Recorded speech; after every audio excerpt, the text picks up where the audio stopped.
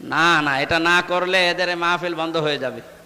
যারা এসেছেন যা নিয়ে দেওয়ার জন্য একটা টাকাও যেন বাড়ি নিয়ে যাবেন না। যেটা নিয়ত করে এসেছিলেন 5 মিনিটের ভেতর এটা দেবেন, তারপরে বাকিটা। আমি তো এই টাকা পয়সা তুলতে পারি না, হাওয়া দেওয়া লাগে, আমিও হাওয়া দিতে পারি না।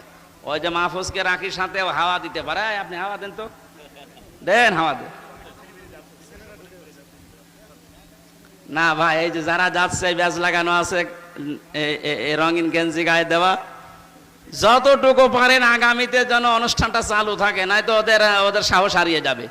আর আমি দাম্পত্য জীবনে মানুষের কি কলহ এবং এর সমাধান কি করে করে 2টা বই লিখেছিলাম। ওই যে ওই বড় গাড়িতে আছে, আপনি নিয়ে আপনার মেয়েকে, আপনার বউকে, ফুফুকে, দাদিকে, মাকে দিয়ে দেবেন। অন্তত পারিবারিক জীবনে যেন ওদের কলহ বন্ধ হয়। পরকীয়া প্রেম এখন চলছে 180 মাইল বেগে, এটা যেন বন্ধ হয়। ওখানে